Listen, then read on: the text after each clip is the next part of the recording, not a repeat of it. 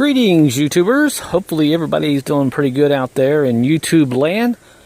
Well, for me, I'm not doing too bad either, but I do have a PO420, you know, that PO420 dreaded code that everybody gets, and they end up putting thousands of dollars in their vehicle only to find out, well, it comes back on. So today I made a little diagram here, and I'm going to explain this real quick to you, and I have that code. And let's go inside and I'll show you on my code reader. It's been there for quite some time. It doesn't hurt the drivability or anything like that. And I think the camera's focused well enough you can see that. PO420, catalytic efficiency below threshold, bank 1. Now, the bank 1 is the key. If you have bank 1 or bank 2, well, you know where to start looking right there. That is going to help you out tremendously right off the bat. So, what I've done, Ford, GM, just about every car manufacturer has a different way of running their exhaust out of the engine and putting catalytic converters on and also screwing O2 sensors in. So what you got to do first, if you have a Ford, GM, go online and look for a diagram. Try to figure all this out first because every vehicle is going to be different. Now for me, my 4.6 Ford is a Triton V8 engine, like I said, with 139,000 miles. It is a 2000 model.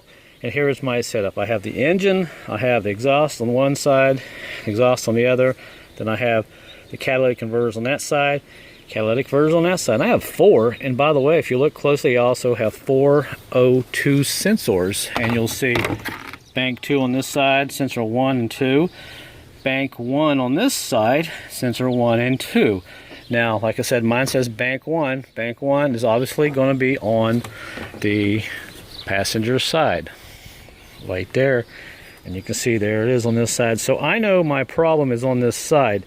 Now, since I have an intake up here that's aluminum, and I've had this problem before with other vehicles, there's a gasket that sits under this intake. Over time, from the factory, that gasket breaks down, and sometimes it'll suck in a little unmetered air, and your engine catches that, and when it blows it out through the exhaust, depending on which side it is bad, it'll set off these O2 sensors and say, hey, I don't like what's coming out of the engine, you need to check me. And that's what exactly is going on. So I know on this engine, my intake plenum here has bad gaskets, especially on this side. Now sometimes you can get it on that side or you can get it on this side. Now I've seen cases where I've had the sensor come on and it will say bank 1 and bank 2. It's running too rich. And that's when you know you've got a pretty bad problem with your intake gaskets. Now also it could be a plenum issue. It could be a gasket up here that's gone bad, or you can have a really bad air leak somewhere in one of these hoses and so forth. So in a nutshell, that's how you can find it. Now if you have a GM vehicle, it makes it a little more complicated. They actually have another catalytic converter back here on the back, and it'll either say bank 1 or bank 2, sensor 2. So if you see sensor 2, depending on what vehicle you got, then you may have to go back here and look at that and see what's going on. And more than likely, it's just going to be an exhaust intake leak up here, I should say, an intake leak or a bad gasket or so forth. But if it's just a O2 sensor that is bad, it'll say faulty heated sensor or so forth. O2, it'll have the code only. It will not say the code like we just saw here. It will not say efficiency below threshold. It'll just come up and say you have an O2 sensor bad on the code, depending on what vehicle you have. And like I said, there's a lot of different vehicles. So that's basically how you can find out. The key is if it's bank 1 or bank 2. Now some vehicles just have 2 O2 sensors. You just might have one sensor on this side and one on that side. But like I said, for me and Ford, this 4.6, it has 4 catalytic converters and 4 O2 sensors. So since I know it's bank 1, I knew for a fact that I'm going to have to pretty much go in here and change this intake gasket. And I'm going to do that here in a few weeks once I get another ride, because if I tear this thing apart, I do not have another vehicle to get around in. So I'm going to go up under the vehicle here and I'm going to show you where my catalytic converters are and the O2 sensors are. Okay, now I'm under my vehicle on my back, and right there is one of my O2 sensors. And I apologize, it's a little dark. And there's one catalytic converter, and there's the other one, and I have my other O2 sensor, which is right there. I think you can see it with my finger, and there is the other one. So I have 2 on this side, and this is the side that is bank 1. that I'm having the issue with. And if I flip the camera around, here is the driver's side, and you can see there is a catalytic converter, another catalytic converter, and of course my O2 sensors are up on top and all of that. So let me spin my camera back around here.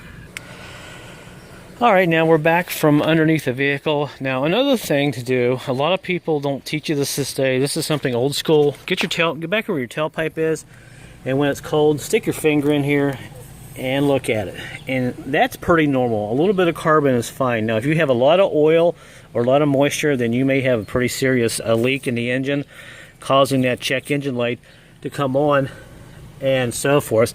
So like this is pretty normal, and actually it's actually pretty clean for 136,000 miles. So always check your tailpipe. Sometimes that can give you some idea. But in a nutshell, if you have a PO420 and it says below threshold, more than likely you just have unmetered air coming into the system, a small leak, maybe a gasket leak somewhere, putting a little bit of moisture into the system, causing it to throw these O2 sensors on and the check engine light on, when in theory it is not the catalytic converters that are bad. So do yourself a favor, don't replace your catalytic converters. Start looking for leaks, and if you have intakes that have the plastic gaskets on them, change those out first, because trust me, you will save yourself much more money and time, because rarely do I ever see all 4 catalytic converters go bad just because you have a PO420. Alright, so to kind of wrap this video up, anytime you see a code that says efficiency below threshold, that really means that there's something up here going on. There's getting too much air into the system, or you got a slight maybe coolant leak that's getting detected by the O2 sensors, and the computer doesn't like that, and the O2 sensors don't like it, and throws that check engine light on just like that. And that's where the PO420 comes in, and also the PO430, basically the same thing. And like I said, if it's just an O2 sensor that has gone bad, you'll get an entirely different code telling you that O2 sensor is bad. So make sure you look up your vehicle, figure out how the exhaust is laid out compared to the catalytic converters, and where the O2 sensors are and what bank they are on, and that way you can kind of zero in on where the problem may be. But 95% of the time I see these PO420s and PO430s, it's just a problem up here with gaskets in the engine. So hopefully this will help you guys out and give you some idea where to look.